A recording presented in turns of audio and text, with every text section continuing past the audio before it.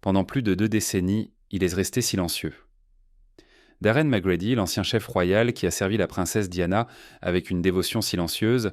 Je suis Darren McGrady, le chef royal, ancien chef de la reine, de la princesse Diana, du prince William et du prince Harry, a observé de loin alors que l'histoire se réécrivait et que les blessures et les tépeins minimisés. Il a cuisiné pour des rois et des reines, mais c'est Diana qui a gagné sa loyauté et son silence. Maintenant, à 63 ans, il brise ce silence. Dans un mouvement qui a stupéfié les observateurs royaux et enragé les partisans de longue date de la défunte princesse, McGrady a enfin pris la parole. Ces mots ne sont pas seulement des réflexions, ce sont des révélations. Et au centre de tout cela se trouve la reine Camilla. Ce que Darren révèle à son sujet a laissé la nation sous le choc et nous oblige à nous demander ce qui s'est vraiment passé derrière les murs du palais. Tout a commencé après. Numéro 1. Le commentaire sur le couronnement de Darren McGrady. Le commentaire surprenant de Darren McGrady sur le couronnement suscite des réactions négatives à l'approche du très attendu couronnement du roi Charles III et de la reine Camilla. Par la grâce de Dieu, du Royaume-Uni, de Grande-Bretagne et d'Irlande du Nord et de mes autres royaumes et territoires, roi défenseur de la foi, royaume de Grande-Bretagne et d'Irlande du Nord et de mes autres royaumes et territoires, roi défenseur de la foi, je promets fidèlement. Peu s'attendaient à ce qu'un ancien chef royal, surtout l'un qui était célèbre pour sa proximité avec la princesse Diana, s'exprime. Mais Darren McGrady a fait exactement cela. Dans une interview qui a stupéfié à la fois les monarchistes et les loyalistes de Diana, McGrady a annoncé qu'il célébrerait l'occasion. « Le temps a passé, a-t-il dit, et je crois qu'il est possible d'honorer le présent tout en chérissant le passé. » La remarque semblait équilibrée, voire diplomatique, mais Internet ne l'a pas vu de cette façon. Les réactions ont été rapides. Alors que certains louaient sa capacité à aller de l'avant, d'autres l'ont qualifié de trahison. L'esprit de Diana ne sera jamais en paix si vous applaudissez la femme qui lui a causé du tort, a écrit un commentateur furieux. Un autre a ajouté que vous n'êtes pas fidèle à son héritage, vous devriez dire la vérité sur Camilla, pas lever un verre pour elle. Pour un homme autrefois considéré comme un gardien silencieux de la mémoire de Diana, ce changement a été un choc. Le silence de Darren sur Camilla avait toujours été curieux. Malgré de nombreuses interviews au fil des ans, il avait systématiquement évité de parler de la femme autrefois surnommée la plus haïe de Grande-Bretagne. Et pour de bonnes raisons, l'affaire de Camilla avec Charles avait joué un rôle central dans le tourment personnel de Diana. Le ressentiment public était encore frais dans de nombreux esprits. Même après le sondage YouGov de 2005, qui révélait que seulement 7% des Britanniques soutenaient que Camilla devienne un jour reine. Avance rapide jusqu'en 2023, et la voilà, couronnée reine consort lors d'une cérémonie regardée par des millions. « J'ai soutenu le couronnement », a réitéré Darren. « Cela ne veut pas dire que j'ai oublié ce que Diana a traversé. Cela signifie juste que j'ai vieilli. La perspective change. » Darren aurait déclaré à un journaliste après que son interview soit devenue virale. Mais pour beaucoup, ces mots étaient nés trop peu, trop tard. Pourtant, ce que le public ne voyait pas venir, c'était ce qui a suivi. Récemment, des titres ont éclaté avec des révélations choquantes de McGrady sur la reine Camilla, des vérités qu'il avait gardées enfouies pendant des décennies. Pourquoi maintenant ? Pourquoi parler après toutes ces années ? Beaucoup croient donc que c'est le retour de bâton à ses commentaires sur le couronnement qui l'a poussé à bout. Être accusé de trahir la mémoire de Diana a peut-être réveillé quelque chose de plus profond, un besoin de mettre les choses au clair une bonne fois pour toutes. Que ce soit motivé par la culpabilité, le chagrin ou une promesse de longue date envers lui-même, Darren McGrady dit enfin la vérité. Et la vérité sur les actions de Camilla envers Diana n'est pas adoucie par le temps. C'est amer, brut et dévastateur. Mais avant ses comptes publics, le temps. C'est amer, brut et dévastateur. Mais avant ses comptes publics, le parcours de Darren avec Diana a commencé dans les cuisines du palais, bien avant que le scandale ou la tristesse ne se manifestent. Numéro 2. La vie à l'intérieur du palais, les débuts en route de Darren et son lien avec la princesse Diana. Lorsque Darren McGrady est entré au palais de Buckingham en 1982, en tant que chef de rang le plus bas dans une cuisine de vin, il n'imaginait jamais que sa vie serait si étroitement liée à la princesse Diana. Cette même année marquait la naissance du prince William, et le début d'un lien discret entre un chef et une princesse, un lien qui durerait à travers la joie, le chagrin et la perte. À l'époque, le rôle de McGrady était modeste. J'étais le chef numéro 20 sur 20, se souvient-il. Ses premières tâches étaient moins routinières, préparant des légumes surgelés pour le personnel du palais. Sous la direction du chef français Gabriel Chumi, Macready a appris non seulement à servir la royauté, mais aussi à naviguer dans les traditions tacites de la vie au palais. Pourtant, au milieu de toute cette formalité, c'était une jeune Diana qui se distinguait. Au château de Balmoral, où les royaux passaient leurs étés, Macready a d'abord rencontré Diana de manière surprenante. Elle venait souvent dans la cuisine, en personne, une rupture inhabituelle avec le protocole royal, pour demander de petites collations pour elle-même ou les garçons. Yaourt, jus d'orange, parfois un morceau de fruit, se souvient Darren. Elle disait toujours merci, parfois elle aidait même à empiler les assiettes. Sa nature terre à terre, même en peignoir et pieds de nu, a laissé une impression durable. Au cours de ses premières années, Diana a apporté légèreté et chaleur au palais. Elle riait librement, dansait lors des fonctions royales et créait une atmosphère qui adoucissait l'environnement rigide du palais. Macready l'appelait toujours de manière formelle, mais leur connexion s'est approfondie avec le temps, façonnée par des échanges discrets et sa constante gentillesse. Diana avait de petits rituels, l'un d'eux étant son jus nocturne, carottes, céleri, pommes selon son humeur. Mais avec le temps, Macready a remarqué un changement. Alors que son mariage avec le prince Charles devenait de plus en plus tendu, en grande partie à cause de sa relation continue avec Camilla Parker Bowles, l'appétit de Diana commençait à s'estomper. Un soir, elle a cessé de demander sa boisson habituelle. Toujours inquiet d'arrendre la fête quand même. Elle l'a avalée d'un coup, a-t-il dit. Elle avait l'air d'avoir pleuré. C'est dans des moments comme celui-là, derrière des portes closes, que Macready a vu le poids émotionnel que l'affaire lui imposait. Avant que la presse ne connaisse toute l'histoire, il a été témoin de la douleur de près. En 1992, la séparation entre Diana et Charles est devenue officielle. Diana a quitté le palais de Buckingham et a emménagé dans l'appartement 8 au palais de Kensington avec William et Harry. Pour Macready, cela ressemblait à la fin d'une époque. Mais peu de temps après, il a reçu un appel qui l'a surpris. Diana voulait qu'il soit son chef personnel. Il n'a pas hésité à accepter. La vie à Kensington était beaucoup plus détendue. La grandeur de Buckingham était remplacée par un environnement plus personnel et humain. Mais la douleur n'avait pas disparu. L'ombre de Camilla Parker Bowles planait toujours. Macready a même entendu de la part d'initiés du palais que Camilla avait été ravie par la séparation.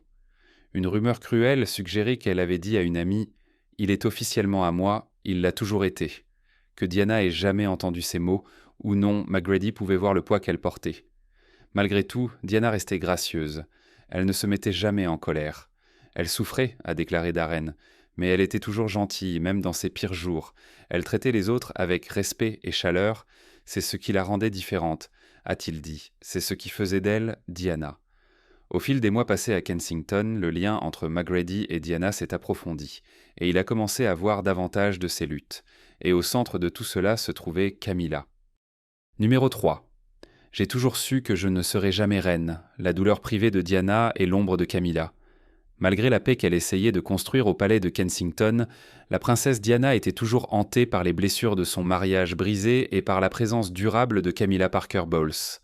Derrière les murs élégants et la décoration de bon goût, des moments de profonde tristesse continuaient à faire surface, témoins seulement d'un petit nombre de personnes de confiance comme Darren Macready. Un soir, alors que Macready débarrassait les assiettes après le dîner, Diana est restée dans la cuisine. Elle n'était pas là pour manger. Elle avait besoin d'un auditeur. Silencieusement, presque comme si elle se confessait à elle-même, elle a dit « J'ai toujours su que je ne serais jamais reine. Cette fille qui a pris mon mari sera un jour reine. » Les mots, bien que prononcés doucement, ont frappé Darren comme un coup de foudre. Il est resté figé, incertain de la façon de répondre. Mais Diana n'avait pas besoin d'une réponse. « Ne t'inquiète pas, a-t-elle ajouté doucement, essuyant une larme. Tu devais juste écouter. » En ce moment unique, des années de douleur, de trahison et de déception ont refait surface. Diana avait longtemps senti qu'elle serait mise de côté, non seulement en tant qu'épouse, mais en tant que future monarque. Les dommages causés par l'affaire continue du prince Charles avec Camilla avaient coupé plus profondément que n'importe quel gros titre de tabloïd ne pourrait le capturer.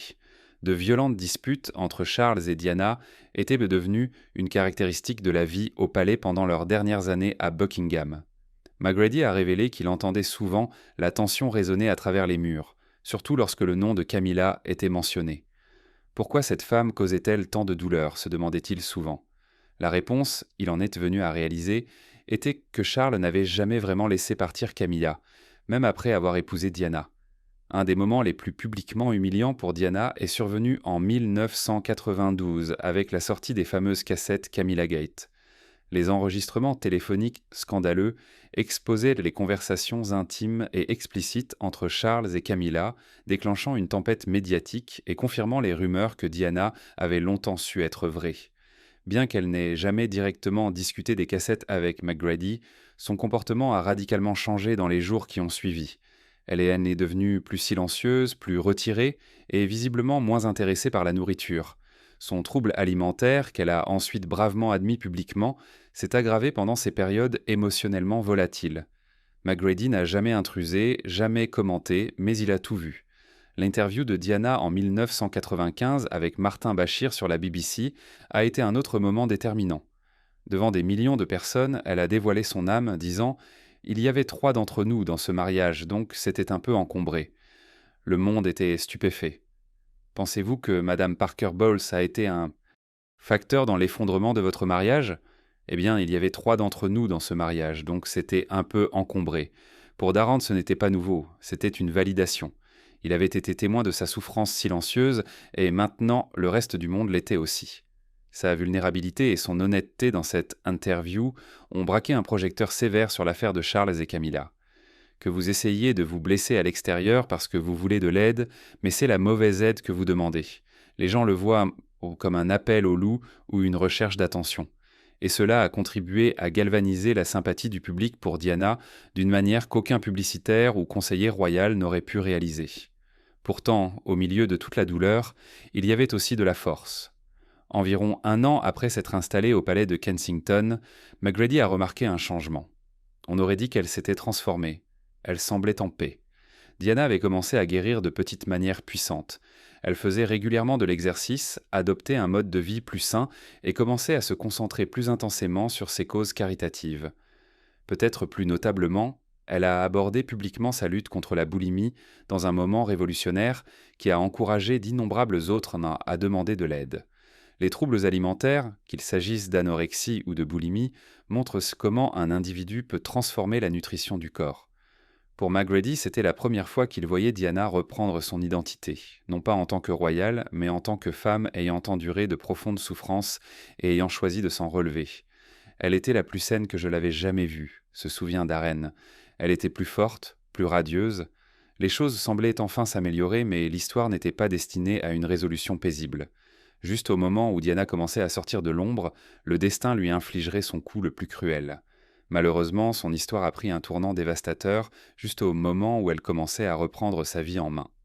Numéro 4. J'avais préparé son repas. Le jour où Diana sera morte. C'était un dimanche matin tranquille lorsque le monde de Darren McGrady s'est arrêté. Comme n'importe quel autre jour au palais de Kensington, la cuisine royale bourdonnait doucement de routine. Darren avait préparé un repas léger pour la princesse Diana, s'attendant à son retour de Paris plus tard dans la soirée. Elle devait retrouver le prince William et Harry avant qu'ils ne retournent à l'école. Ce serait une journée calme, avec de la nourriture faite maison, du temps en famille et un moment de normalité au milieu du chaos de la vie royale. Puis la télévision a clignoté avec un titre d'alerte. La princesse Diana dans un accident de voiture. Jeudi marque 20 ans depuis que la princesse Diana a été tuée dans un accident de voiture dans un tunnel à Paris. Quelques instants plus tard, la princesse Diana morte à 36 ans. Je pensais que c'était une blague, se souvint plus tard McGrady, mais c'était sur toutes les chaînes, alors je savais que c'était réel. Le poids du moment l'a frappé comme une vague de marée. Toujours sous le choc, il se précipita au travail, s'accrochant à l'espoir impossible que peut-être les nouvelles étaient exagérées ou erronées. Mais lorsque le palais a faxé le dernier testament de Diana, la réalité s'est installée. Il n'y aurait pas de retour, pas de dîner tranquille, pas de réconfort pour les garçons. Diana était partie. En quelques heures, l'ambiance au palais de Kensington est devenue funèbre. Le personnel, fidèle à elle, protecteur envers elle, s'est effondré. McGrady se tenait à leur côté, abattu. « J'avais préparé son repas, dit-il doucement. Il était juste là, intact. Sa mort soudaine le 31 août 1997, dans le tunnel du pont de l'Alma à Paris, poursuivi par des paparazzis, a envoyé des ondes de choc à travers le monde. Le deuil de la nation a gonflé dans les jours qui ont suivi. Plus de 2,5 milliards de personnes à travers le monde ont regardé ses funérailles. plus de 60 millions de fleurs ont été déposées aux portes du palais de Kensington par des personnes en deuil. Elton John a réenregistré Candle in the Wind pour elle, et cela était devenu l'hymne officieux d'un monde en deuil, mais au milieu de la tristesse, une autre tension a discrètement émergé concernant qui devrait et ne devrait pas être présent ce jour-là. Des rumeurs ont rapidement circulé selon lesquelles Camilla Parker Bowles avait exprimé le désir d'assister aux funérailles de Diana pour lui rendre hommage et peut-être adoucir l'hostilité du public. Certains initiés ont suggéré qu'elle espérait que sa présence serait perçue comme un geste de bonne volonté, un pont vers un avenir où elle pourrait être acceptée. Mais la reine Élisabeth aurait fermement insisté pour que Camilla reste à l'écart. Pour Magrady, cette décision était la seule juste. « C'est une bonne chose qu'elle ait écouté la reine et ne soit pas venue, » dit-il. Le monde ne lui aurait jamais pardonné. Les gens ne pleuraient là pas seulement une princesse, ils pleuraient Diana. La présence de Camilla aurait été perçue comme irrespectueuse, comme si elle se présentait sur les lieux d'un crime que vous avez contribué à créer. Pour Magrady et beaucoup de ceux qui avaient aimé Diana, l'idée de Camilla, si étroitement liée à la douleur que Diana avait endurée, marchant derrière son cercueil aurait été insupportable. Le chagrin était encore trop brut, la trahison trop fraîche. La mémoire de Diana était encore sacrée. Le jour des funérailles, Darren se tenait parmi le personnel du palais alors que le cortège passait. Il avait déjà rendu visite à Diana une dernière fois à la chapelle royale, où son corps reposait paisiblement. Le silence dans la pièce, le poids de la finalité, c'était trop. Mais en se tenant à côté d'autres qui avaient retravaillé avec elle, pris soin d'elle et admiré silencieusement sa force, il ressentit une lueur de paix. Même dans la mort, Diana avait uni le monde, non seulement dans le chagrin mais dans l'amour, pour son authenticité, sa compassion, sa vulnérabilité. Alors que le deuil public résonnait dans le monde entier, un changement plus silencieux se produisait, un que Darren n'oublierait jamais. Numéro 5, le mariage que Darren a refusé d'assister, Camilla et Charles se marient. Le 9 avril 2005, le prince Charles et Camilla Parker Bowles se sont enfin mariés lors d'une cérémonie civile au Windsor Guildhall, suivie d'une bénédiction religieuse à la chapelle Saint-Georges. Pour beaucoup, c'était un moment tant attendu, une légitimation tranquille d'une relation qui avait traversé des décennies de scandales. Mais pour Darren Magrady, ce jour marquait quelque chose de complètement différent. « Je n'ai pas regardé, je n'y suis pas allé. Je ne pouvais pas, admis plus tard Magrady. Mes pensées étaient avec Diana toute la journée. » À ce moment-là, Magrady avait quitté le service royal et vivait aux États-Unis, dirigeant une entreprise de traiteurs prospères. Pourtant, le monde royal ne l'avait pas laissé. Il restait en contact étroit avec d'anciens collègues du palais, dont beaucoup avaient également servi Diana. À l'approche du mariage, son téléphone vibrait de messages et d'emails. Il y avait un malaise partagé parmi eux, une compréhension tacite que quelque chose dans cette célébration ne semblait pas juste. Pour Magrady, la cérémonie ressemblait à une réécriture finale de l'histoire. « Je suis Darren Magrady, le chef royal, ancien chef de la reine, de la princesse Diana, du prince William et du prince Harry. Une éradication tranquille de la douleur que Diana avait endurée. Ils ont eu ce qu'ils voulaient en fin de compte, dit-il. Mais le coup était énorme, et ce jour ne me rappelait que cela. Ce qui a le plus frappé Darren, ce n'était pas seulement le mariage. C'était à quel point la mémoire de Diana avait commencé à s'effacer rapidement dans les murs du palais. Il avait entendu d'anciens employés que l'entrée de Camilla à Clarence House, puis au palais de Buckingham, avait apporté des changements significatifs. Beaucoup des œuvres de charité préférées de Diana n'étaient leur plus prioritaires. Certains membres du personnel fidèles à Diana ont été réaffectés ou renvoyés. Cela ressemblait à une réinitialisation complète, expliqua Magrady, comme si le passé devait être rangé, caché. C'est au milieu de cette éradication silencieuse qu'un souvenir est remonté à la surface avec une clarté obsédante.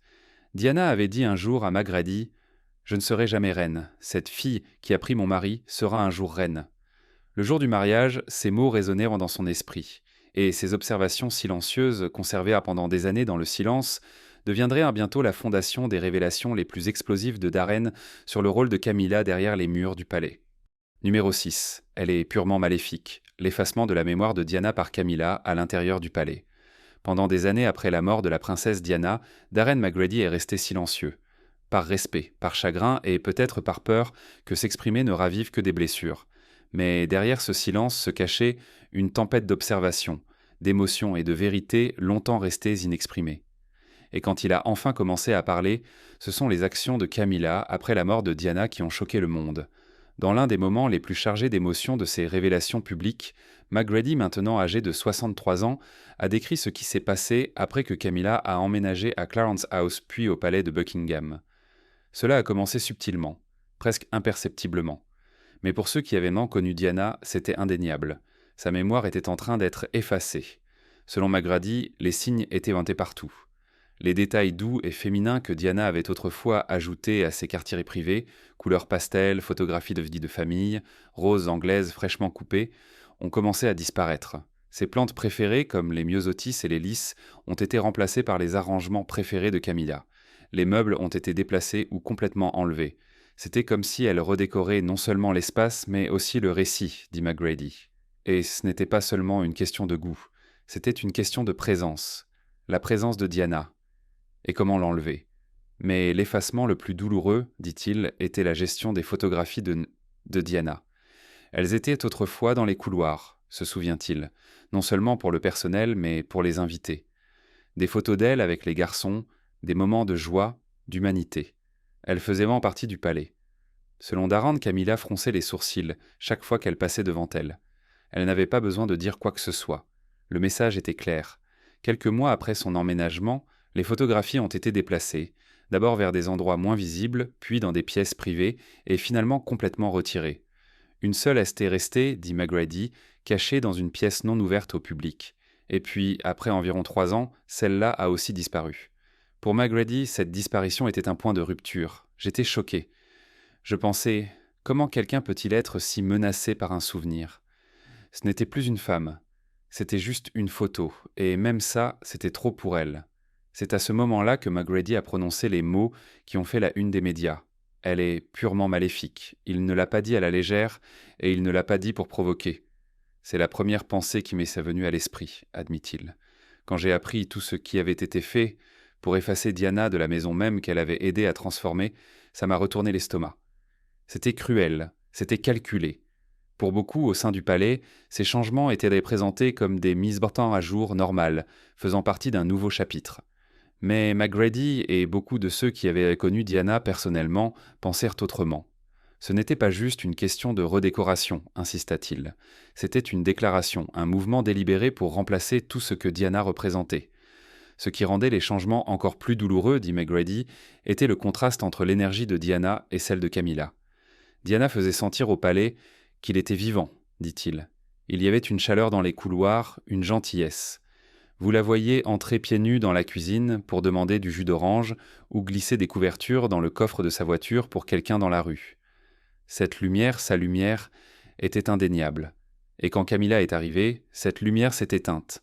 Et pourtant, pendant des années, McGrady n'a rien dit. Il est resté aux États-Unis, construisant son entreprise de traiteur et honorant discrètement Diana à travers des événements de charité et des apparitions publiques. Mais plus il voyait Camilla monter, de partenaire privé à duchesse de Cornouailles et enfin à reine consort, plus il se sentait obligé de dire la vérité. « J'ai soutenu le couronnement, reconnut-il, parce que je crois en aller de l'avant. Je crois en honorer la monarchie, pas juste un moment en elle. Mais aller de l'avant ne signifie pas que nous enterrons la vérité. Cela ne signifie pas que nous oublions le coup. » McGrady a souligné que sa décision de parler n'était pas alimentée par le ressentiment. Elle était alimentée par l'amour, pour Diana et pour la vérité. « Je lui dois ça, dit-il, je lui dois ça. Après tout ce qu'elle a enduré, le moins que je puisse faire est de protéger son histoire, toute son histoire, même les parties inconfortables. » Ces mots ont touché une corde sensible, non seulement au sein des cercles royaux, mais à travers le monde. Pour beaucoup, la voix de McGrady a donné corps à des soupçons longtemps tenus que l'héritage de Diana avait été lentement écarté au profit d'un récit plus poli et contrôlé. Et pour d'autres, c'était un rappel douloureux de la façon dont l'histoire oublie souvent ceux qui souffrent en silence. Et une fois que les mots de Darren ont atteint le public, la réaction a été immédiate et écrasante. Numéro 7. La réaction du public au bombshell de Darren. La révélation de Darren McGrady a envoyé des ondes de choc à travers le public. En quelques heures après la diffusion de son interview franche, les réseaux sociaux ont explosé en une tempête de réactions. Ces mots émotionnels ont donné voix à des sentiments longtemps soupçonnés, surtout parmi les partisans de Diana, qui avaient passé des années à croire que la défunte princesse avait été traitée injustement, tant dans la vie que dans la mémoire. Darren, merci d'avoir enfin dit la vérité, a posté un utilisateur. Vous avez dit ce que tant d'entre nous ressentaient depuis des années. Les messages affluaient par milliers, saluant l'honnêteté et la loyauté de McGrady envers Diana. Beaucoup ont décrit ces commentaires comme une vindication longtemps attendue, une rare confirmation de l'intérieur de ce que le public avait seulement imaginé. Mais tout le monde n'était pas favorable. Certains ont remis en question son timing. « Pourquoi maintenant ?» demandaient les critiques. « Vous avez célébré le couronnement et puis vous avez retourné cela ?»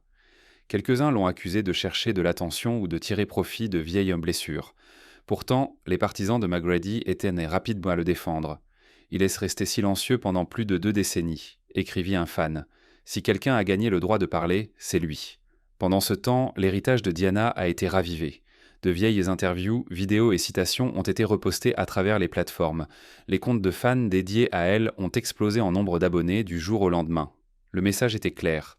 Le public n'avait pas oublié la princesse du peuple, et les mots de McGrady avaient rouvert une blessure qui n'avait jamais vraiment cicatrisé. Numéro 8. Quel avenir pour la reine Camilla ? Avec les révélations de Darren McGrady résonnant maintenant à travers les gros titres et les réseaux sociaux, l'image soigneusement gérée de la reine Camilla fait face à son défi le plus sérieux à ce jour. Pendant des années, sa personnalité publique avait lentement évolué, passant de l'autre femme à une figure réhabilitée aux côtés du futur roi. Mais maintenant, avec un nouvel éclairage sur ses actions alléguées derrière les murs du palais, beaucoup se demandent ce qui vient ensuite. Les partisans de la monarchie insistent sur le fait qu'il est temps d'aller de l'avant, que Camilla a payé ses dettes et a mérité sa place. Mais les récits détaillés de McGrady ont ravivé une tempête, surtout parmi les loyalistes de Diana qui n'ont jamais accepté l'ascension de Camilla. Pour eux, la couronne qu'elle porte maintenant est encore teintée de la douleur qu'il a fallu pour l'obtenir. Les initiés du palais restent muets, fidèles à la devise de la famille royale, ne jamais se plaindre, ne jamais expliquer. Mais le silence peut ne plus suffire. La confiance du public est fragile et le timing des révélations de McGrady, si proche du couronnement de Camilla et de l'essor du règne de Charles, ne pourrait pas être plus critique. Certains commentateurs royaux prédisent que la monarchie va simplement traverser la tempête. D'autres avertissent que les cotes de popularité de Camilla, déjà historiquement plus basses que celles de Charles, pourraient subir des dommages irréparables. Si le récit de McGrady prend plus d'ampleur, cela pourrait hanter la royauté de Camilla pendant des années. Quant à Darren, il dit qu'il ne cherche pas à se venger, seulement la vérité. Ce que les gens en font dépend d'eux, dit-il. Je ne pouvais tout simplement plus rester silencieux. Et maintenant, avec le silence enfin brisé, le monde observe la reine Camilla plus attentivement que jamais. Parce qu'une fois que la vérité est révélée, le masque ne peut jamais être remis. Que pensez-vous des commentaires choquants de McGrady ? Merci d'avoir regardé. À la prochaine vidéo.